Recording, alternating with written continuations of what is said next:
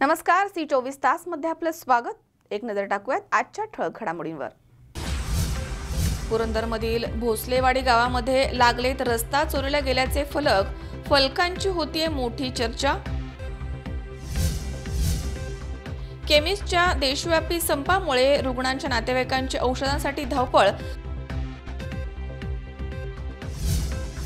राज्यभर विविध मागण्यांसाठी प्राध्यापकांचे बेमुदत कामबंद आंदोलन, कोपरगावमध्ये प्रचंड प्रतिसाद।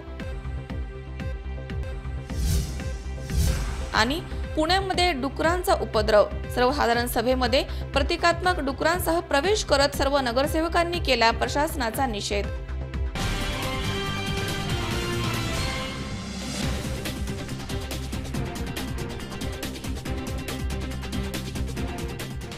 तुम्हाला हव्या त्या आकार, स्वरूप, डिझाइन आणि फॅब्रिकद्वारे आम्ही पूर्ण करतो तुमच्या आवडीच्या फर्निचरचे स्वप्न।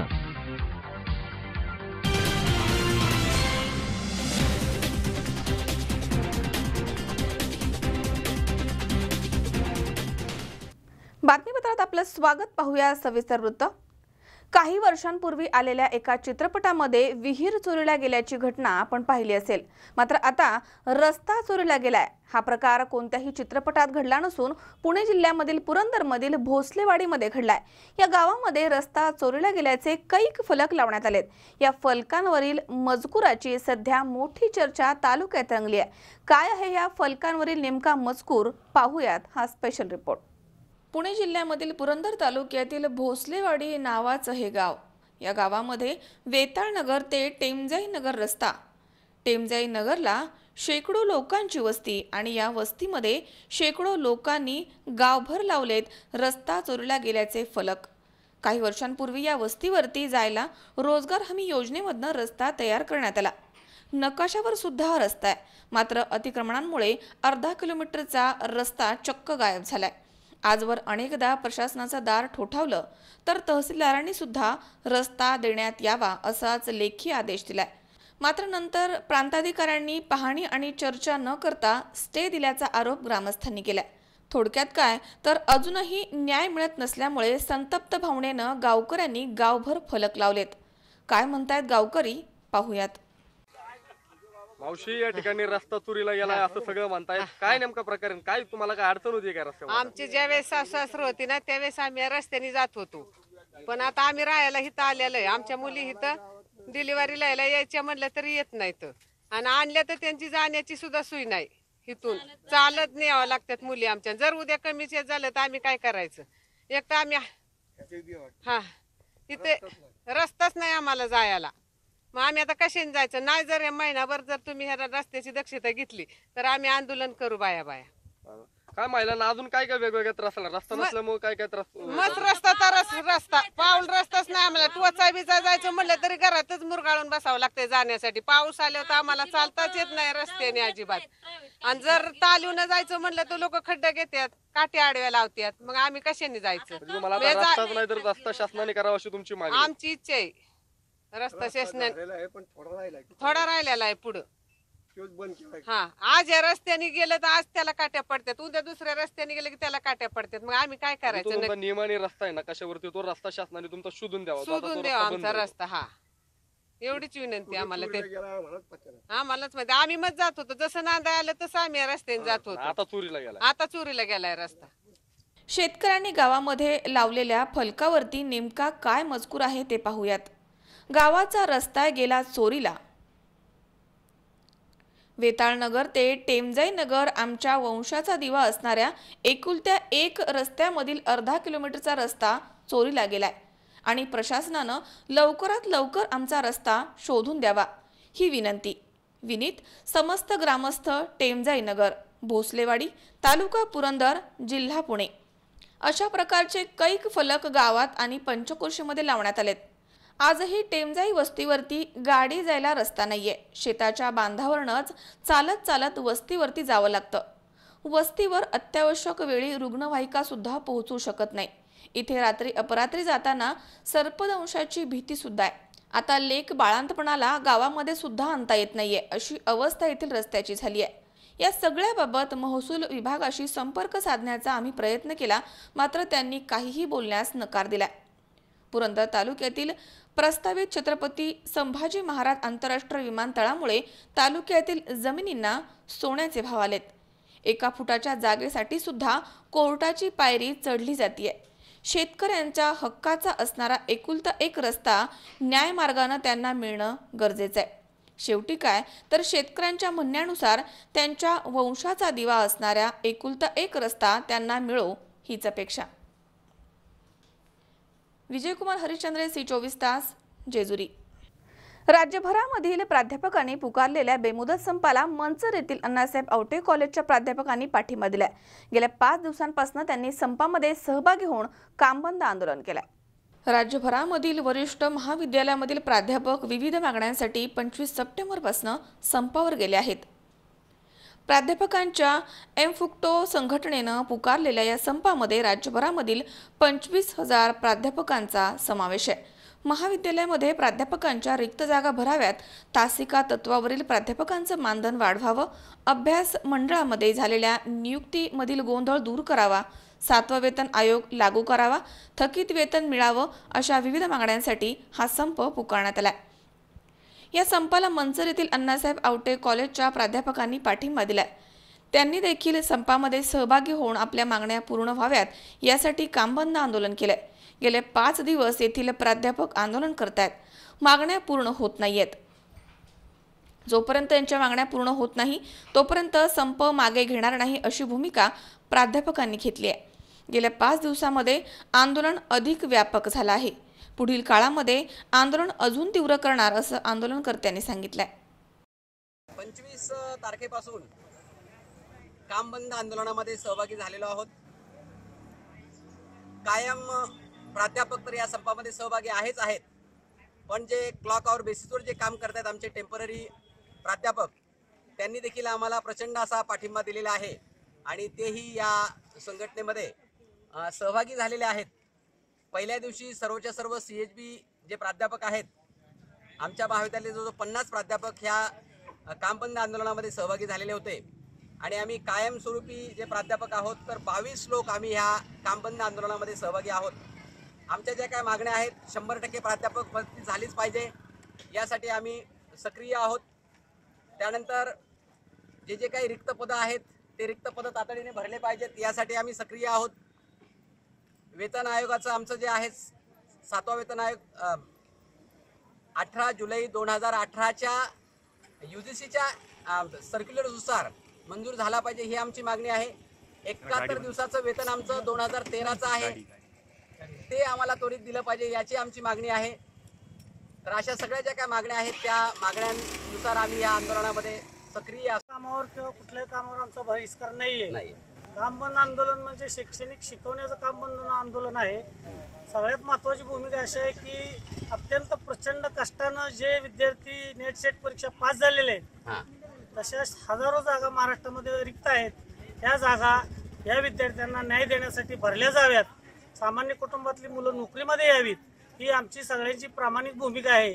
त्या भूमिकेच्या माध्यमातून आमची लढाई आहे. वेतन आयोग हा आम्हाला देतील आणि तो द्यावाच लागेल, पण विद्यार्थी जे शिकलेले आहेत नेट सेट पास झालेले आहेत ते अत्यंत नाममात्र पगारावर नोकऱ्या करतायत. त्यांच्या रिक्त जागा जर शासनानं भरल्या तर त्या समाजातली त्या गोरगरीब मुलांना न्याय मिळेल, त्यांना नोकऱ्या मिळतील, विद्यार्थ्यांचं हित जोपासलं जाईल अशी आमची प्रामाणिक भूमिका. एमफुक्टोच्या आदेशानुसार रयत शिवसंस्थेचे अण्णासाहेब आवटे महाविद्यालयातील सर्व प्राध्यापक, कायम सेवेतील प्राध्यापक, तात्पुरत्या सेवेतील प्राध्यापक असे 25 सप्टेंबरपासून बेमुदत कामबंद आंदोलनामध्ये सहभागी आहेत. संपूर्ण महाराष्ट्रामधील शिक्षण व्यवस्थेच्या बाबतीमध्ये जी महाराष्ट्र शासनाची भूमिका आहे ती अत्यंत क्लेशदायी आहे. महाराष्ट्रामध्ये 12,000पेक्षा अधिक महाविद्यालयीन प्राध्यापकाच्या जागा रिक्त आहेत. त्या ताबडतोब भरल्या पाहिजेत आमची ही प्रमुख मागणी आहे. त्याचप्रमाणे विविध महाविद्यालयामध्ये काम करणारे जे क्वालिफाईड लोक आहेत, net set, JRF, PhD MPhil झालेले प्राध्यापक आहेत. अल्प पगारावर ते काम करतात, संस्था देईल त्या मानधनावर ते काम करतात. त्यांच्याकरता ताबडतोब रिक्रुटमेंटची व्यवस्था महाराष्ट्र शासनाने केली पाहिजे. अव्यावसायिक जे कोर्सेस आहेत त्याच्यामध्ये सुद्धा समान काम समान वेतन ते लागू केलं पाहिजे. या ठिकाणी जो शिक्षकांनी जो संप पुकारला आहे त्यामुळे आमचं तासिका सुद्धा होत नाहीयेत, त्यामुळं आमचं शैक्षणिक सुद्धा बऱ्यापैकी नुकसान होत आहे. आणि सरकारने शिक्षकांनी ज्या मागण्या केल्या त्या सरकारने विचार करून लवकरात लवकर याची दखल घेतली पाहिजे असं आम्हाला वाटतं. कारण संपूर्ण ज्या मागण्या असतील त्या विचार करून आणि आमच्या म्हणजे विद्यार्थ्यांचा काही तोटा न हो याची आम्हाला एक असं. स्वप्नील जाधव, C24 तास, मंचर. अकोले तालुक्यातील इंदोरी इथे जिल्हा ऊस आणि दूध परिषदेचं आयोजन करण्यात आलं होतं. या प्रसंगी सरकारच्या शेतकरी विरोधी धोरणावरती सडकून टीका करत स्वाभिमानी शेतकरी संघटनेचे संस्थापक खासदार राजू शेट्टी यांनी राज्य आणि केंद्र सरकारचा चांगला समाचार घेतला. 2 महिन्यांपासून सरकारवरती विश्वास ठेवून दूध संघांनी दुधाला वाढीव भाव दिलाय. मात्र सरकारनं कबूल केलेलं अनुदान दूध संघांना दिलं नाहीये. 1 ऑक्टोबरपासून सर्व दूध संघ दुधाचा भाव कमी करण्याच्या मनस्थितीमध्ये आहेत. दोष कोणाचा तुम्हीच बघा. मात्र आमचा दुधाचा भाव कमी झाला तर इथून पुढे राज्यामधील एकाही मंत्र्याला फिरू देणार नाही आणि स्वाभिमानी शेतकरी संघटना त्यांना ठोकून काढल्याशिवाय राहणार नाही, असा इशारा स्वाभिमानी शेतकरी संघटनेचे संस्थापक खासदार राजू शेट्टी यांनी दिलाय. अकोले तालुक्यातील इंदोरी इथे आयोजित जिल्हा ऊस आणि दूध परिषदेमध्ये ते बोलत होते. यावेळी शेतकरी नेते दशरथ सावंत कार्यक्रमाच्या अध्यक्षस्थानी होते. यावेळी स्वाभिमानी शेतकरी संघटनेचे राज्याध्यक्ष प्रकाश पोपळे, युवाध्यक्ष हंसराज वडगुले, महिला अध्यक्षा रसिकाताई ढगे, विद्यार्थी उपाध्यक्ष शर्मिला येवले इथे उपस्थित होते. या प्रसंगी सरकारच्या शेतकरी विरोधी धोरणावरती सडकून टीका करत शेट्टी यांनी राज्य आणि केंद्र सरकारचा समाचार घेतलाय. महाराष्ट्रामध्ये इतर कारखाने ऊस उत्पादकांना शेतकरी संघटनेनं जाहीर केलेला भाव देतात. मात्र नगर जिल्ह्यामध्ये साखर सम्राट ऊसाला शासनानं आणि संघटनेनं ठरवून दिलेला भाव देत नाही. त्यामुळे ही ऊस परिषद अकोल्यामध्ये घेण्यात आली आहे. देशामध्ये 203 संघटना एकत्र येऊन अखिल भारतीय किसान संघर्ष समितीची स्थापना करण्यात आली आहे. शेतकऱ्यांना कायदेशीर संरक्षण देणारे 2 विधेयक तयार करण्यात आले आहेत. विशेष अधिवेशन बोलावून त्यांचे कायद्यामध्ये रूपांतर करावं या मागणीसाठी 28, 29 आणि 30 नोव्हेंबरला दिल्ली येथे आंदोलन करण्यात येणार आहे, अशी माहिती शेट्टी यांनी दिली आहे. यावेळी उपस्थित मान्यवरांनी शेतकऱ्यांचे प्रश्न आणि त्यावरील उपाययोजनांसंदर्भात मार्गदर्शन केले. 1 तारखेनंतर या सगळ्या दूधवाल्यांनी दुधाचा भाव कमी करण्याचा निर्णय घेण्याच्या मनस्थितीमध्ये आहेत. त्यांचं म्हणणं आहे की मागच्या 2 महिन्यामध्ये सरकारवर विश्वास ठेवून आम्ही दुधाला वाढवून भाव दिला, पण सरकारनं कबूल केलेलं अनुदान आम्हाला दिलेलं नाही. एका बाजूला सरकार म्हणतंय की आमच्याकडे 225 कोटी रुपये पडून आहेत, दूध संघवाले घ्यायला तयार नाहीत आणि दूध संघवाले म्हणतात की ह्यांना आम्ही दूध उत्पादकांचे अकाउंट नंबर 5-5 वेळा दिले तरी सुद्धा याचं समाधान व्हायला तयार नाही. म्हणजे कर्जमाफीच्या वेळी जसं आपल्याला दबावलं तसं आता दूध संघाला हे सरकार दबावायला लागलेलं आहे. कारण यांना द्यायचं काहीच नाही, नुसतं गंमत बघायची आहे. मी या परिषदेच्या निमित्तानं सरकारला एवढा इशारा देतो की जर का या आता ते दोष कुणाचा ते तुमचं तुम्ही बघा. काय त्यांना फासावर लटवायचं ते लटवा, काय त्याच्यावर दाढी टाकून हिशेब तपासायचं ते तपासा. आम्हाला काय त्याच्याशी देणं घेणं नाही दूध संघाचे. पण त्या तुमच्या दोघांच्या भांडणामध्ये जर का आमचा दुधाचा भाव कमी झाला तर इथनं पुढं राज्यामध्ये एकाही मंत्र्याला फिरून देणार नाही. आणि ही नुसतं वल्गना नव्हे, डरकाळी नव्हे, या मंत्र्यांना कपडे करून नागडं करून बांधल्याशिवाय सोडणार नाही, हे लक्षात ठेवा. खोटे आश्वासन देऊन आश्चर्य वाटतं. हे देशातला मला माझ्या माहितीप्रमाणे आशियातला पहिला कारखाना काहीतरी नगर जिल्ह्यामध्ये उभा राहिला, साखर कारखाना, सहकारी साखर कारखाना. जे काही हे किती दिवस अजून आम्ही ऐकायचं, पण आशियातला सर्वाधिक ऊसाचा दर देणारा कारखाना नगर जिल्ह्यामध्ये कधी निर्माण होणार, हा माझा पहिला सवाल आहे. माणसानं भूतकाळामध्ये राहावं, परंतु त्या भूतकाळाचा जर का आम्हाला काय फायदाच होणार नंतरचं हे पद आहे आणि ह्या मुख्यमंत्र्याच्या नंतरचं असलेलं पद जो माणूस भूषवतो त्या माणसाला लाज वाटली पाहिजे की उसाच्या बाबतीत अरे सगळे हे नाटक करतात हरामखोर, हे सरकारनं आम्हाला अडचणीत आणलंय, सरकारच्या धोरणांमुळे आम्ही अडचणीत आलो. अरे तुमची धोरणं काय बोंब पाडीत होती? आज तुम्ही जर सत्तेवर असते आणि साखर आंतरराष्ट्रीय पातळीवर कमी बाजार झाले असते, खासदार साहेब हे काय म्हणले असते, आम्ही तुम्हाला पॅकेज देतो. सचिन खरात, C24 तास, अकोले. पिंपरी चिंचवड शहरामध्ये सध्या हेलिकॉप्टरची चांगली चर्चा सुरू आहे. गॅरेजमध्ये काम करणाऱ्या 10वी पास युवकानं हेलिकॉप्टर बनवलंय, तर दुसरीकडे एका युवकानं हेलिकॉप्टरमध्ये फिरण्याची घरच्यांची इच्छा चक्क आपल्या लग्नामध्ये पूर्ण केली आहे. लग्नाचं वऱ्हाड थेट हेलिकॉप्टरमध्ये बसून मंडपात पोहोचलंय. चला पाहूयात हा शाही विवाह सोहळा. म्हणतात ना, पुणे तिथे काय उणे, याची प्रचिती एका लग्नाच्या निमित्तानं पुन्हा एकदा आली आहे. लग्नाचं वऱ्हाड थेट हेलिकॉप्टरमधनं आलं आहे. शिवले आणि गुंडरे कुटुंबामधील हा विवाह सोहळा भोसरीमध्ये पार पडलाय. या विवाहासाठी शिवले यांचे पुत्र गणेश शिवले हे चाकणच्या म्हाळुंग इथनं भोसरीमधील लग्नस्थळी हेलिकॉप्टरमधनं आले. या निमित्तानं हेलिकॉप्टरमध्ये बसण्याची शिवले कुटुंबियांची हौस पूर्ण झाली आहे. गणेश हे शेती, लेबर कॉन्ट्रॅक्ट आणि बिल्डिंग मटेरियल सप्लायचा व्यवसाय करतात. गणेश यांचा अच्युता गुंडरे हिच्याशी विवाह झालाय. या विवाहासाठी गणेश हे थेट हेलिकॉप्टरमध्ये बसून आकाशामधनं भोसरीच्या लग्न मंडपामध्ये अवतरले.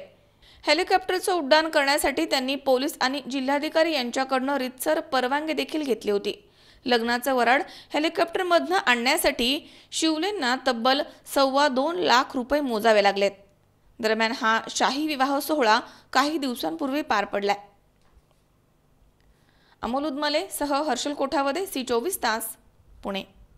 या ठिकाणी वेळ झाली छोट्याशा विश्रांतीची. अवघ्या काही क्षणात परत येतोय. तुम्ही पाहत रहा C24 तास, जगा वर्तमानात बिनधास्त.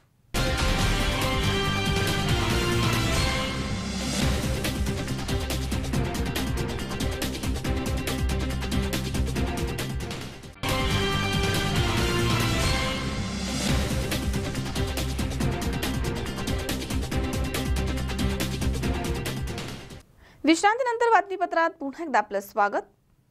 केमिस्ट बांधवांनी पुकारलेल्या देशव्यापी बंदमुळे रुग्णांचे औषधांच्या विना मोठे हाल झालेत. सांगलीमध्ये रुग्णांच्या नातेवाईकांचे औषध घेण्यासाठी प्रचंड धावपळ झाली आहे. दरम्यान शिवप्रतिष्ठानचे प्रतिनिधी चौघुले आणि रवींद्र वळवडे यांनी वेलनेस केअर सुरू करावं अशी विनंती केली. त्यानंतर तातडीनं वेलनेस केअर सुरू करण्यात आलं. त्यामुळे रुग्णांच्या नातेवाईकांनी समाधान व्यक्त केलं. केमिस्ट बांधवांनी ऑनलाईन औषधांवरती बंदी घालावी या मागणीसाठी पुकारलेल्या देशव्यापी बंदमुळे सांगलीमध्ये केमिस्ट दुकानं बंद असल्यामुळे रुग्णांच्या नातेवाईकांचे प्रचंड हाल झालेत. यावेळी अनेक नातेवाईकांनी औषधांच्या चिठ्ठ्या घेऊन मेडिकलचा शोध घेतला, मात्र कुठेही मेडिकल उघडं नसल्यामुळे रुग्णांच्या नातेवाईकांनी संताप व्यक्त केला. याबाबत शिवप्रतिष्ठानचे प्रतिनिधी चौघुले यांनी वेलनेस प्रशासनाशी संवाद साधला आणि केमिस्ट असोसिएशनचे अध्यक्ष रवींद्र वळवडे यांच्या मध्यस्थीनं सांगलीच्या सिव्हिल हॉस्पिटल समोरील वेलनेस मेडिकल सुरू करण्यात आलं. मेडिकल सुरू होताच रुग्णांच्या नातेवाईकांची अक्षरशः औषधं घेण्यासाठी इथे झुंबड उडाल्याचं पाहायला मिळालंय. यावेळी शिवप्रतिष्ठानचे प्रतिनिधी नितीन चौगुले आणि रवींद्र वळवडे यांचे रुग्णांच्या नातेवाईकांनी आभार मानत समाधान व्यक्त केलं. याबाबत मीडिया प्रतिनिधी शंकर देवकुळे, दीपक चव्हाण, आसिफ मुरसल, विजय पाटील आणि गणेश चव्हाण यांनी पुढाकार घेऊन केमिस्ट असोसिएशनचे अध्यक्ष विनायक शेटे यांच्याशी संपर्क साधला आणि परिस्थिती सांगितली. त्यावेळी विनायक शेटे यांनी तातडीनं वेलनेस केअर सुरू करण्याबाबत संमती दर्शवली. त्यामुळे रुग्णांच्या नातेवाईकांच्या चेहऱ्यावरती समाधान दिसून आलं. ऑल इंडिया केमिस्ट असोसिएशनचा संपूर्ण हिंदुस्थानमध्ये बंद होता. आपल्या सांगली जिल्ह्यामध्येही त्याला चांगला प्रतिसाद मिळाला. मात्र आज या आपल्या सिव्हिल हॉस्पिटल समोर हे जे आपलं मेडिकल आहे वेलनेस फॉरएव्हर, या ठिकाणी बरेच पेशंट आणि त्यांचे नातेवाईक इथे जमले होते. हे आमच्या निदर्शनास आल्यानंतर आम्ही श्री शिवप्रतिष्ठान हिंदुस्थानकडून माननीय इथल्या मालकांना विनंती केली. केमिस्ट असोसिएशनचे आमचे बांधव आहेत आम्ही त्यांना सांगितलं की तुमच्या सगळ्या मागण्यांशी आम्ही सहमत आहोत, आंदोलनाबद्दल आमचं काहीच मत नाही, पण या गोरगरीब आणि या पेशंट आणि पेशंटचे नातेवाईक इथे तात्काळच उभारलेले आहेत, याच्यासाठी तुम्ही अत्यावश्यक सेवा ही थांबवू नका अशी आम्ही त्या ठिकाणी त्यांना विनंती केली. त्यांनी या विनंतीस मान देऊन आत्ता हे औषध वितरण इथं सुरू केलेलं आहे. गोरगरीब जनता इथं सिव्हिल हॉस्पिटलमध्ये येणारे महाराष्ट्रातले कर्नाटकातले अनेक रुग्ण इथं आहेत, अत्यावस्था असतात, तर आमच्या विनंतीला त्यांनी मान दिल्याबद्दल केमिस्ट असोसिएशन आणि या मेडिकलचे मालक सम्राटजी माने यांचे मी धन्यवाद देतो. आणि या बंदमध्ये असलेल्या सगळ्या मागण्यांशी आम्ही सहमत आहोत हे सुद्धा आम्ही त्यांना सांगतो. आज पूर्ण भारतातील तसेच पूर्ण महाराष्ट्रातील सांगली जिल्ह्यातील आमदार, आमचे ऑल इंडियाचे अध्यक्ष, महाराष्ट्राचे अध्यक्ष, विधानसभाचे आमदार माननीय जगन्नाथरावजी शिंदे यांच्या मार्गदर्शनाखाली पूर्ण भारत बंद आज 1 दिवसाचा 24 तासाचा बंद पुकारला होता. येणाऱ्या ऑनलाईनच्या विषयात ऑनलाईन फार्मसीला जो या सरकारनं आता हे दिल्या मुभा दिल्या त्या विषयात गेली 3 वर्ष आम्ही या सरकारशी भांडतोय की बाबा ऑनलाईनला परवानगी देऊ नका. या ऑनलाईनच्या परवानगी औषधाच्या ह्याच्यात नशिले ड्रग्ज, MTP किट्स असे जे काही हे आहेत औषधं आहेत ही डायरेक्ट ऑनलाईन मार्फत डायरेक्ट कस्टमरला या लागलेत. ह्याचा त्रास हा सामान्य जनतेला, शासनाला, सगळ्यांनाच या गोष्टीचं त्याचं हे होत नाही, तारतम्य लागेना. यासाठी आम्ही गेली 3 वर्ष शिंदे साहेबांच्या नेतृत्वाखाली आमचं सरकारला मागणं आहे, पण सरकार या गोष्टीत लक्ष देणं झालेत. यामध्ये आज आमचा सकाळी पूर्ण जिल्ह्याचा बंद, सांगली जिल्ह्याचा आज माननीय आमचे जिल्ह्याचे अध्यक्ष विनायक शेटे, भरत सावंत सेक्रेटरी, MSPCचे अध्यक्ष विजय पाटील व आम्ही सर्व जिल्ह्यातील केमिस्ट आज शांतता मार्गाने सकाळी आम्ही जवळपास 2000 केमिस्ट सांगली शहरात आले होते. कलेक्टर साहेबांना निवेदन दिलं, आम्ही FDAला निवेदन दिलं. शांतता मार्गाने आज आमचा हा मोर्चा व्यवस्थित पार पडलेला आहे. यामध्ये काही ठिकाणी आम्ही जे काही गव्हर्नमेंटला दिलेले आहेत किंवा अत्यावश्यक सेवा जिथं सुरू आहेत त्यांची लिस्ट आम्ही ऑलरेडी सगळ्यांना प्रोव्हाइड केलेली आहे. सिव्हिल हॉस्पिटलला केली आहे, प्रशासनाला केली आहे, कलेक्टर ऑफिसला केली आहे. त्यातनं सुद्धा पुन्हा रुग्णांची गैरसोय झाली असेल आज तर आम्ही त्याबद्दल दिलगिरी व्यक्त करतो, कारण हा लढा हा आमच्या सर्वसामान्य रुग्णांशी पण निगडीत आहे. त्यासाठी नागरिकांनी पण आम्हाला यात थोडं सहकार्य करून आम्हाला पाठिंबा दिला, उत्स्फूर्तपणे पाठिंबा दिला. याबद्दल आम्ही संघटनेच्या वतीनं सर्व नागरिकांचे, सर्व प्रशासनाचे पूर्ण आभारी झालेला आहे. माहिती आहे काय, आज संपासाठी हे मेडिकल बंद आहेत सगळे, तर आता इमर्जन्सीला पेशंटला कुठून द्यायचं, काय घ्यायचं असेल तर ते म्हणतात की आज सुरू आहे म्हणून, पण आज काही मोजकीच मिळतात फक्त. त्यासाठी काय ऑनलाईन मागत बसायचं काय? पेशंटला अचानक काय झालं तर काय करायचं, ह्याचा जबाबदार कोण आहे? किती पेशंट थांबले जातात इथं? आता इथं कमीत कमी 100च्या वर बाहेर आहेत आणि थोड्या वेळासाठी उघडलेलं पण नंतर आणि घाबरून त्यांनी बंद केलेलं आहे. मग तेवढं तरी कशाला उघडायला पाहिजे? त्याच्यासाठी काहीतरी मार्ग काढायला पाहिजे. आणि असं इन इमर्जन्सी औषध वगैरे तुम्ही बंद ठेवताय तर माणसांनी जायचं तर कुठं? ओके, बोला. हे औषधाचा आलाय का तिथं हात करे हे आम्हाला अजून 4 औषध मिळाले नाहीत. आमच्या पेशंटचा येत आहे उद्या पाटलाच्यात. हे औषध काय करायचं आता? हे खालची हे बघा, हे आता मेडिकल चालू होतं, काय झालं? हे चाललो येतो आम्ही. तुम्हाला औषध मिळाली का? नाही मिळाली, तिथं आत नांदलोय मी तिथून. वृत्तसंकलन विभाग, C24 तास, सांगली. राहुरी तालुक्यातील वावरत या ठिकाणी महाराजस्व अभियानाअंतर्गत विविध विभागाच्या शिबिरांचं उद्घाटन आमदार शिवाजी कर्डिले यांच्या हस्ते करण्यात आलं. यावेळी अनेक दिग्गज मान्यवरांची इथे उपस्थिती होती. यावेळी आमदार कर्डिले यांनी मार्गदर्शन करून विजेचा प्रश्न मार्गी लावण्यासाठी लवकरच वावरतमध्ये वीज उपकेंद्र सुरू करणार असं आश्वासन दिलंय. दुर्गम आणि डोंगराळ भागामधील समस्या सोडवण्यास आपण नेहमीच प्राधान्य दिलंय. विजेचा प्रश्न मार्गी लावण्यासाठी वावरत परिसरामध्ये लवकरच वीज उपकेंद्र सुरू करणार आहोत असं आमदार शिवाजी कर्डिले यांनी सांगितलंय. राहुरी तालुक्यातील दुर्गम वावरत या ठिकाणी महाराजस्व अभियानाअंतर्गत आयोजित करण्यात आलेल्या विविध विभागांच्या शिबिरांचं उद्घाटन आमदार शिवाजी कर्डिले यांच्या हस्ते करण्यात आलं. त्यावेळी ते बोलत होते. यावेळी जिल्हाधिकारी राहुल द्विवेदी, उपविभागीय अधिकारी तेजस चव्हाण, तहसीलदार अनिल दौंडे, गटविकास अधिकारी गोविंद खामकर, तालुका कृषी अधिकारी ठोकळे, भाजप जिल्हा उपाध्यक्ष सुभाष गायकवाड, अमोल भनगडे, जब्बार पठाण, अजित डावकर, राजू ढोकणे, मारुती नालकर, अरुण धामोरे, अशोक कसबे, बाळासाहेब सावळवे, रामदास बाचकर यांच्यासह ग्रामस्थ इथे उपस्थित होते। यावेळी आमदार शिवाजी कर्डिले पुढे म्हणाले की डोंगराळ भागामधील समस्या वेगळ्या आहेत। नागरिकांना जातीचे दाखले, उत्पन्नाचे दाखले, शिधापत्रिका जागेवर देण्यासाठी महसूल विभागाच्या या शिबिराचा नक्कीच फायदा होईल। राऊरी तालुक्यातील गावांना मदत आणि पुनर्वसन खात्याचा मोठ्या प्रमाणात निधी उपलब्ध झाल्यामुळे बारागाव नांदूर रस्त्याच्या कामासह बहुतांश कामांना सुमारे 7.5 कोटींचा निधी प्राप्त झालाय। येत्या 5 ऑक्टोबर रोजी बारागाव नांदूर रस्त्याच्या कामाचा पालकमंत्री राम शिंदे यांच्या हस्ते शुभारंभ करण्यात येणार आहे, असं देखील त्यांनी यावेळी सांगितलंय।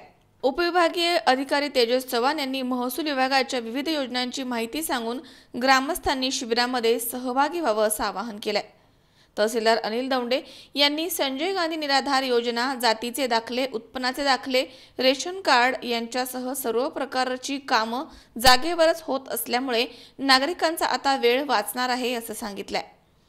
यावेळी वावरत, जांभळी, जांभूळबन या परिसरामधील सरपंच, उपसरपंच सदस्य, सेवा संस्थेचे अध्यक्ष, उपाध्यक्ष सदस्य, महिला आणि ग्रामस्थ इथे उपस्थित होते। मनोज साळवे सह सतीश फुलसौंदर, C24 तास, राहुरी। बुलढाणा जिल्ह्यामधील संग्रामपूर येथील बारी समाजामधील एका मूकबधीर मुलीवरती अत्याचार करून तिचं आयुष्य उद्ध्वस्त करणाऱ्या आरोपीवरती कडक कारवाई करण्यात यावी, यासाठी या घटनेचा निषेध म्हणून बारी समाजामधील हजारो नागरिकांनी जळगाव जामोदच्या उपविभागीय कार्यालयावरती मूक मोर्चा काढला। बुलढाणा जिल्ह्यामधील संग्रामपूर तालुक्यातल्या वानखेडे येथील एका मूकबधीर मुलीवरती नराधमानं तिच्या घरामध्ये घुसून तिच्यावरती अत्याचार केले होते। त्यामुळे परिसरामध्ये एकच खळबळ उडाली। या अमानवीय आणि दुर्दैवी घटनेचा महाराष्ट्रामधनच नव्हे तर संपूर्ण देशभरामधनं निषेध होतोय। तर या घटनेमुळे समाज मन व्यथित झालाय। या घटनेचा निषेध व्यक्त करण्यासाठी जिल्ह्यामधील आणि जिल्ह्याच्या परिसरामधील बारी समाज एकत्र झाला आणि आरोपीवरती कडक कारवाई करावी यासाठी हजारोंच्या संख्येनं उपविभागीय कार्यालयावरती जाऊन धडकला। यावेळी हजारो नागरिकांसह शालेय विद्यार्थी, अबालवृद्ध या मूक मोर्चामध्ये सहभागी झाले होते।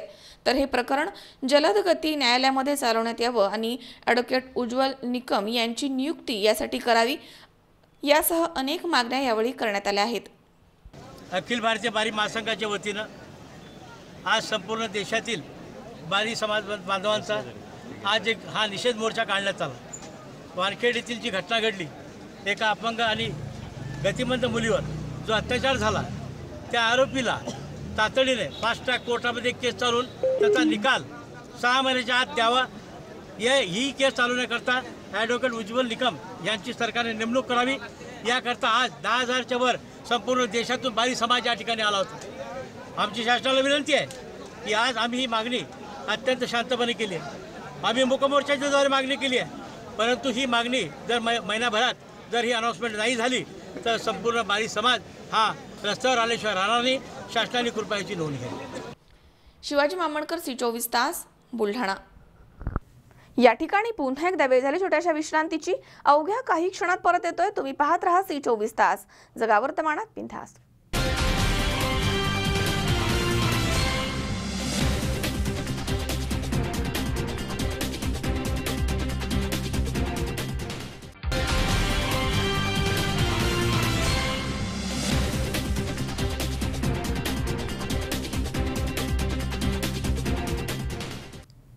विश्रांतीनंतर बातमीपत्रात पुन्हा एकदा आपलं स्वागत।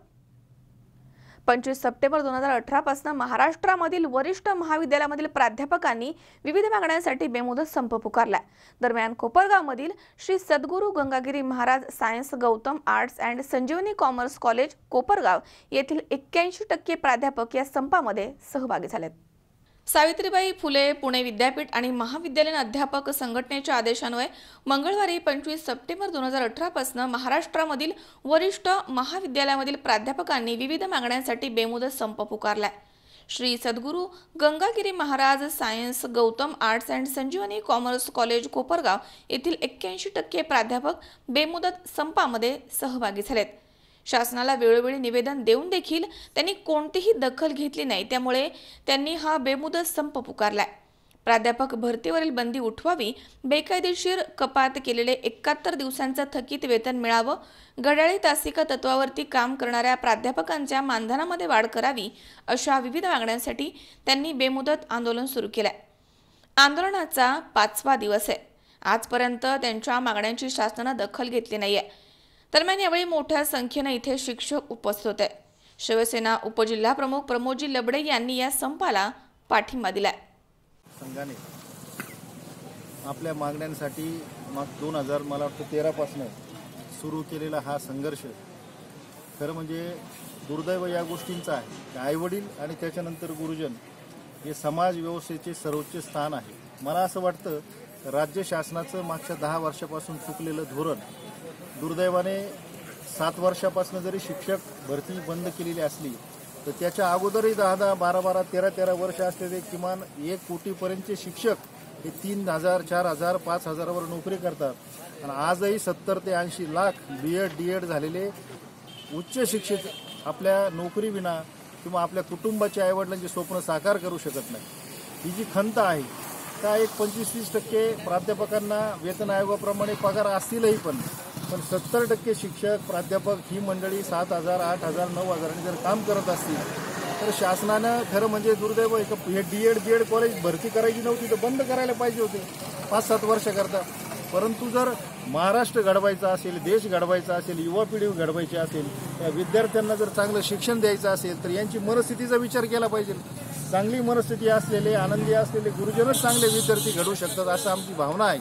मी आमच्या आंतरराष्ट्रीय मानवाधिकार आयोगाच्या वतीनं शिवसेना उपजिल्हा प्रमुख म्हणून का राज्य शासनाने या संदर्भामध्ये आदरणीय मुख्यमंत्र्यांनी ऐकलं तर ठीक आहे, नाहीतर आम्ही शिवसेना पक्षाच्या वतीनं आदरणीय पक्षप्रमुख उद्धवजींना भेटून पूर्ण राज्यभर शिवसेनेच्या वतीने हा संघर्ष उभा करू अशी या ठिकाणी भावना व्यक्त करतो.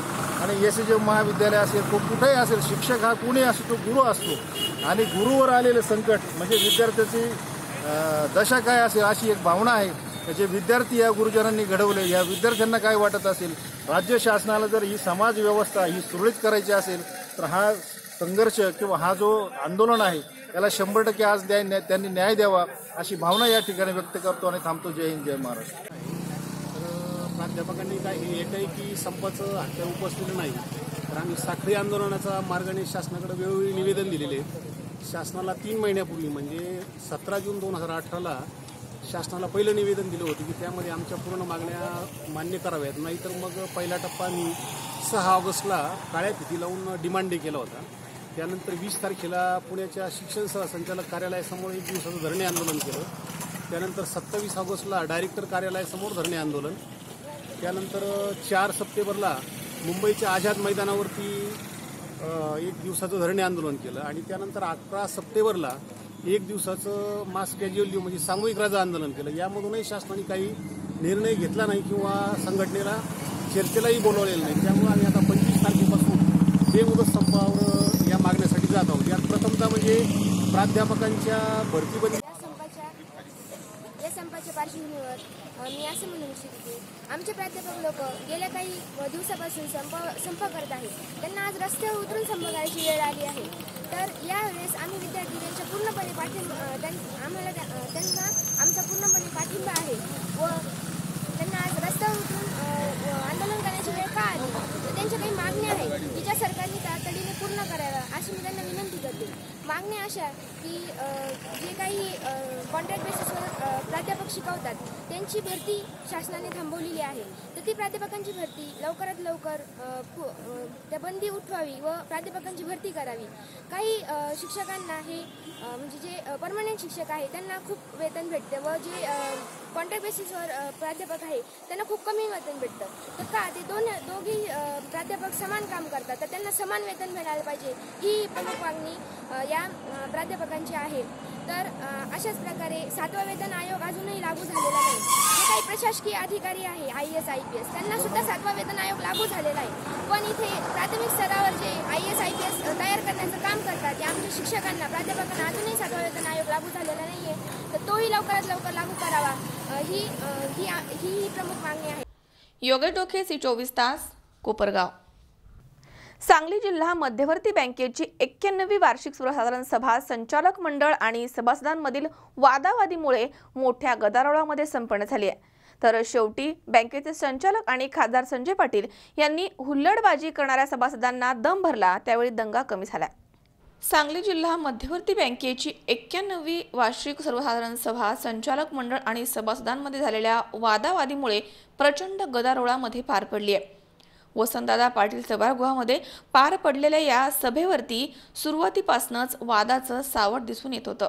अध्यक्षांच्या मनमानी कारभाराला कंटाळून संचालक मंडळांच्या राजीनाम्याच्या पार्श्वभूमीवर झालेल्या या सभेमध्ये मोठा तणाव पाहायला मिळालाय। वास्तविक वसंतदादा कारखान्याचा भाडे करार, वैधानिक लेखा परीक्षणामधील आक्षेप आणि बड्या संचालकांच्या संस्थांची थकबाकी या विषयांवरून ही सभा वादळी ठरण्याची परिस्थिती होती। सभेच्या नोटीस वाचनापूर्वीच काही सदस्यांनी बँकेचे अध्यक्ष दिलीप पाटील यांच्याशी वाद घालायला सुरुवात केली, तर काही सभासदांनी बँकेच्या कारभारावरती आक्षेप व्यक्त केला। त्यामुळे संचालक मंडळामधील कार्यकर्त्यांनी सभासदांना विरोध सुरू केला।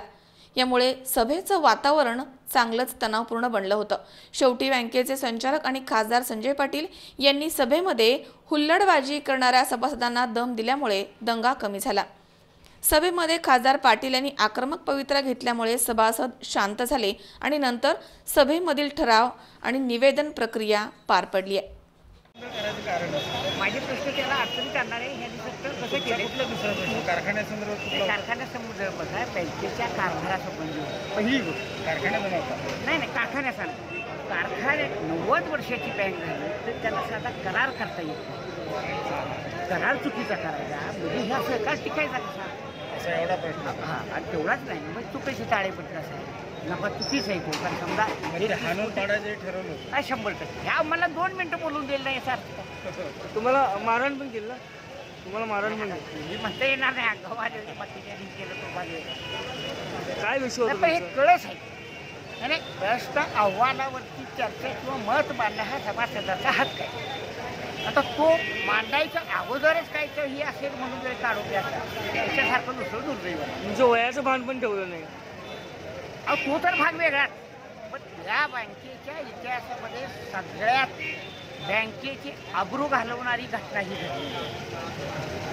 एखाद्या सन्माननीय सभासदाला विचार बोलूनच द्यायचं नाही। अरे काय होणार आहे तुम्ही एवढे संचालक आहे एवढ्या संस्था इथे बाकीचं हे आहे 25 कोटी नफा आता बाकीच्या बगल मारायची 483 कोटीपर्यंत थकबाकी झाली NPA झाला।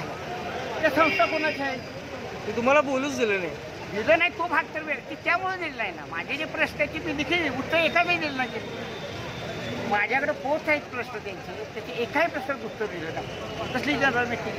आणि सगळ्यात दुर्दैवाची गोष्ट म्हणजे 2008-9ला शासनानं बॉयलर बदलून डायरेक्टर ऑफ DDR युवा सक्षम अधिकारी हा बँकेला हजर राहण्याकरता गैरकारभाराकरता बॉयलर बदलला, आज अधिकारी हजर राहत नाही याच्यासारखं दुसरं दुर्दैव।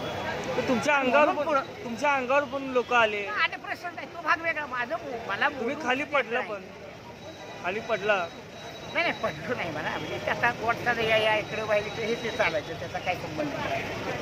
वृत्तसंकलन विभाग C24 तास सांगली।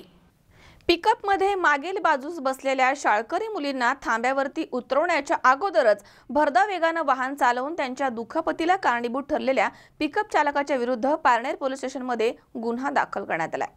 पिकअपमध्ये मागील बाजूस बसलेल्या शाळकरी मुलींना थांब्यावरती उतरू न देता भरधाव वेगानं वाहन चालवून त्यांच्या गंभीर दुखापतीस कारणीभूत ठरलेल्या पिकअप चालकाच्या विरुद्ध पारनेर पोलीस स्टेशनमध्ये गुन्हा दाखल करण्यात आला। पारनेर तालुक्यामधील धरमवस्ती ढोकी इथे राहणारी शाळकरी मुलं बाबू भीमराज फरे, जयश्री भीमराज फरे, प्रतीक्षा भाऊसाहेब भांड हे सर्वजण धोत्रे येथील श्रीमान शेठ होणाजी ढोमे विद्यालयामध्ये शिक्षण घेत आहेत। शनिवारी सकाळी 11:30 वाजेपर्यंत शाळा असल्यामुळे ते सकाळीच शाळेमध्ये गेले होते। शाळा सुटल्यानंतर ते सर्वजण पिकअपमधनं परत आले। त्यावेळी चालक राजू मोहन राठोड यानं गाडी उभी केली। त्यानंतर त्याच्या शेजारी बसलेला बाबू भीमराज फरे खाली उतरला। मात्र मागे बसलेल्या जयश्री फरे आणि प्रतीक्षा भांड यांना खाली उतरू न देता चालक राठोड यानं पिकअप गाडी ही भरधाव वेगानं चालवली। त्यामुळे त्या दोघी जणी गाडीमधनं खाली पडल्या. त्यामुळे त्यांना हात, पाय, डोके आणि कमरेला गंभीर दुखापत झाली आहे. तिथे जमलेल्या लोकांनी त्यांना अहमदनगर येथील खासगी रुग्णालयामध्ये दाखल केलं. दरम्यान चालक वाहन घेऊन पुढे गेल्यानंतर त्याला टाकळी ढोकेश्वर इथे पकडून पोलिसांच्या ताब्यात देण्यात आलाय. याबाबत रावसाहेब ठाणगे यांनी दिलेल्या फिर्यादीवरनं चालक राठोड विरुद्ध गुन्हा दाखल करण्यात आलाय. दरम्यान या घटनेचा पुढील तपास पारनेरचे पोलीस करतायत. विनोद गायकवाड, C24 तास, पारनेर. या ठिकाणी पुन्हा एकदा वेळ झाली छोट्याशा विश्रांतीची. अवघ्या काही क्षणात परत येतोय. तुम्ही पाहत राहा C24 तास, जगा वर्तमानात बिनधास्त.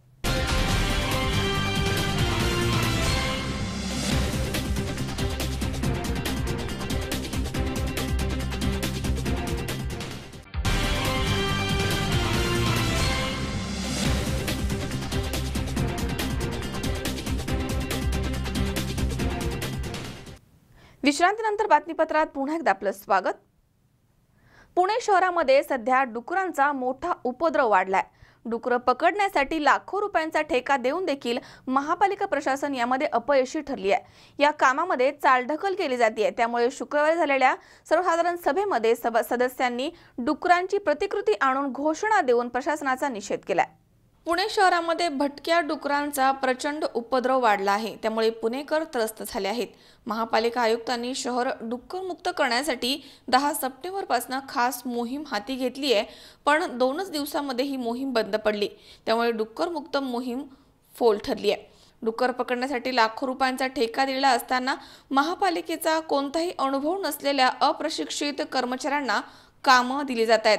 याबाबत शुक्रवारी झालेल्या सर्वसाधारण सभेमध्ये सदस्यांनी डुकरांची प्रतिकृती आणून घोषणा देत प्रशासनाचा निषेध केलाय.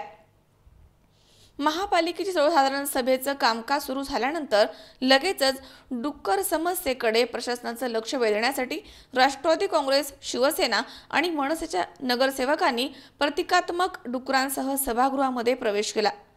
शहर डुक्करमुक्त झालंच पाहिजे, ठेकेदारांवरती कारवाई झालीच पाहिजे अशा जोरदार घोषणाबाजी यावेळी करण्यात आली आहे. महापालिका प्रशासनाला शहरामधील भटकी कुत्रे आणि डुक्कर पकडण्यात यश मिळत नाहीये असा संताप यावेळी सर्वपक्षीय नगरसेवकांनी व्यक्त केला. त्याबरोबरच हडपसर विधानसभा मतदारसंघामधील अनेक प्रभाग आमच्या जंगलताईंनी आता सांगितलं, सगळ्यात जास्त भीषण परिस्थिती असेल तर आमचे नाना भानगिरे, जंगलताई, आबा, येरोडा या भागामध्ये जर मान्य उपमहापौर आपण जाऊन पाहिलं तर त्या काळे पडाळ परिसरामध्ये लोकांनी अक्षरशः घराला कंपाऊंड करून घेतली. जसं नाना म्हटलं, आज नगरसेवकाच्या दारामध्ये जर 25-25 डुकरं बसत असतील रोज, तर नागरिकांच्या दारात किती बसत असतील? हा एक शोधाचा विषय. कात्रज परिसरामध्ये जॉगिंग ट्रॅक केलाय कात्रजच्या तलावाच्या भोवती. आज त्या जॉगिंग ट्रॅक वरती माननीय उपमहापौर माणसं कमी डुकरं जास्त फिरायला लागली. एवढा खर्च आपण त्या ठिकाणी करतो. पुणे शहरामध्ये अख्ख्या आपण सुलभ शौचालयांची व्यवस्था करून दिली नागरिकांना.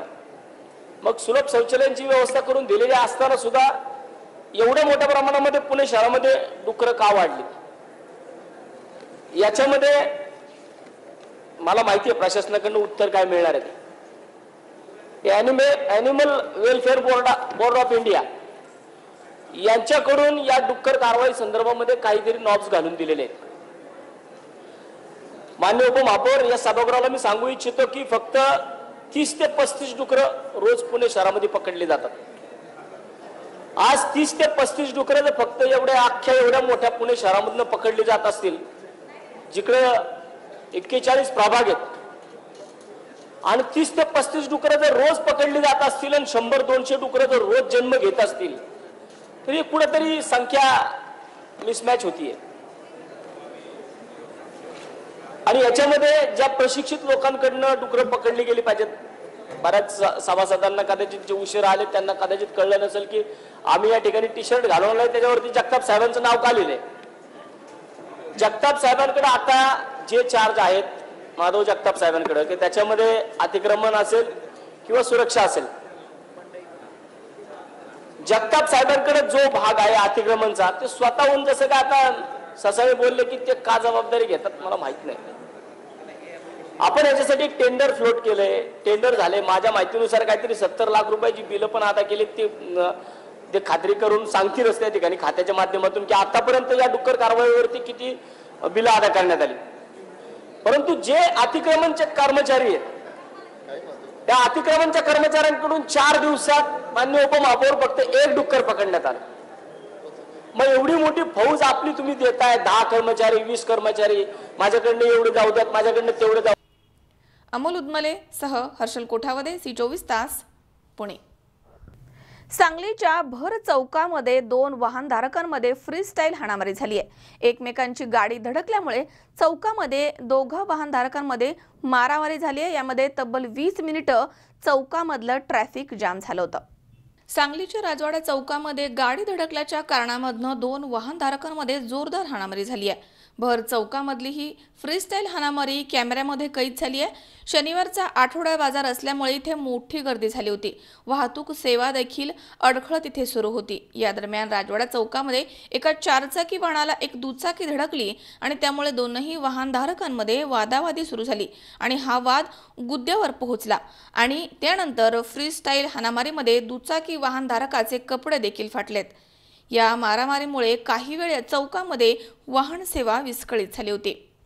दरम्यान तब्बल 20 मिनिटे चौकामधील ट्रॅफिक यामुळे जाम झालं होतं. वृत्तसंकलन विभाग, सी24 तास, सांगली. दौंड तालुक्यामधील भीमा सहकारी साखर कारखान्याची शनिवारी 29 सप्टेंबर रोजी 36वी वार्षिक सर्वसाधारण सभा संपन्न झाली आहे. यामध्ये अनेक विषयांवरती चर्चा करण्यात आली. कोणताही वाद न होता पोलिसांच्या बंदोबस्तामध्ये ही सभा शांततेमध्ये पार पडली आहे. दौंड तालुक्यातील भीमा सहकारी साखर कारखान्याची शनिवारी 29 सप्टेंबर रोजी दुपारी 12 वाजता 36वी वार्षिक सर्वसाधारण सभा सुरू झाली. यामध्ये भीमा सहकारी साखर कारखाना यांची डिस्लरी प्लांटचं प्रदूषित पाणी हे प्लांटमध्ये असणाऱ्या तळ्यामध्ये वड्याच्या साह्यानं वाहत येतं. हे पाणी बंद करण्याची मागणी शेतकऱ्यांनी केली आहे. यावरती कारखान्याचे चेअरमन राहुल कुल यांनी दूषित पाण्याचा लवकरच बंदोबस्त करू असं आश्वासन दिलंय. प्रत्येक सभासदाला महिन्याला 15 किलो साखर मिळावी अशी मागणी यावेळी करण्यात आली आहे आणि दिवाळीला 30 किलो साखर 15 रुपये दरानं मिळण्याची मागणी सभासदांनी यावेळी केली आहे. या संदर्भात योग्य तो निर्णय घेऊन या दिवाळीला साखर देऊ असं आश्वासन कुल यांनी दिलंय. ही सभा अनेक विषयांवरती कुठलाही वाद न होता पोलिसांच्या बंदोबस्तामध्ये शांततेच्या मार्गाने पार पडली आहे. 2 तासामध्ये ही सभा संपन्न झाली आहे. शेवटी सभेमध्ये राष्ट्रगीत घेऊन सभा संपली असं जाहीर करण्यात आलं.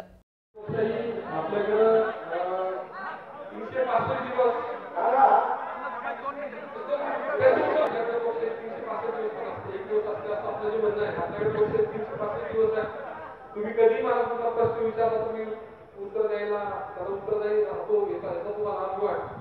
इतर कारखान्यात काय होतं माहित नाही, पण तुम्ही आलेल्या प्रत्येक सभासदाला भेटतोय. पेमेंट चांगलं मी प्रत्येक सभासदाला त्याच्या संदर्भातल्या अडचणी समजून सांगून मला कसा काढणार याचं सांगत होतो. त्याप्रमाणे ते घडलं पण आणि आपण या ज्या सूचना केलेल्या आहेत त्या विचारात घेऊन मी मागची जवळपास 1.5 वर्ष सातत्यानं मुख्यमंत्र्यांच्याकडे गडकरी साहेब 2 महत्वाचे याच्यामध्ये दुवे जे साखरेची धोरणं ठेवू शकते. त्यामुळे सातत्यानं पंकजताई असतील यांना सगळ्यांना पंकजताई आम्ही सगळेजण याच्यामध्ये ही सगळी धोरणं ठरवावी. शेवटी धोरणं जर ठरली नाही तर हे प्रश्न सगळ्या साखर कारखान्यांसमोर आहे. आज किमान आपण या फारकी दिली, आजही जवळपास 3.5 कोटी रुपये या फारकी राज्यात दिलेलं बाकी. हे काय तर धोरणामुळे राणा तुम्ही जे सांगितलं की संपूर्ण अर्थव्यवस्था, तर यावर्षी आपण नदीच्या भागातील जे सभासद आहेत त्यांना मी जाणीवपूर्वक सांगेन की आपण अशी व्यवस्था केलेली आहे की यावर्षी कुठल्याही परिस्थितीमध्ये पुढच्या 2 महिन्यामध्ये सगळे दरवाजे जे लिकेज आहेत ते सगळे आपले पूर्ण बांधबंदिस्ती होईल आणि एकही बंधारा हा गळणार नाही याची काळजी आम्ही सगळेजण घेतोय. यापूर्वी मागच्या 10-15 वर्षात ते आम्ही प्रयत्न करायला शक्य नव्हतं. वेगवेगळ्या अडचणी यायच्या परंतु यावेळी ते आपण मार्ग करतो. त्यानंतर संदर्भातल्या आपल्या भूमिका सांगितल्यामुळे फक्त साखर कारखान्यापुरतं नव्हे तर संपूर्ण व्यवस्था डोळ्यासमोर घेऊन आम्ही ही सगळी उपाययोजना करतो. आपण ज्या सूचना केल्या त्याच्या आम्ही विचारात घेऊन पुढचं कामकाज करू. संजय सोनवणे, सी24 तास, दौंड. पुन्हा एकदा पाहूयात काही ठळक घडामोडी. पुरंदरमधील भोसलेवाडी गावामध्ये लागलेत रस्ता चोरीला गेल्याचे फलकांची होतीये मोठी चर्चा. केमिस्टच्या देशव्यापी संपामुळे रुग्णांच्या नातेवाईकांची औषधांसाठी धावपळ. राज्यभर विविध मागण्यांसाठी प्राध्यापकांचे बेमुदत काम बंद आंदोलन, कोपरगावमध्ये प्रचंड प्रतिसाद. आणि पुण्यामध्ये डुकरांचा उपद्रव, सर्वसाधारण सभेमध्ये प्रतिकात्मक डुकरांसह प्रवेश करत सर्व नगरसेवकांनी केला प्रशासनाचा निषेध.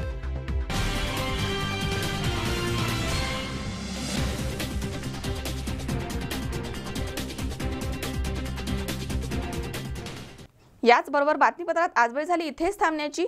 ताज्या अपडेटसाठी बघत रहा C24 तास. जगावर तमानात बिनधास्त.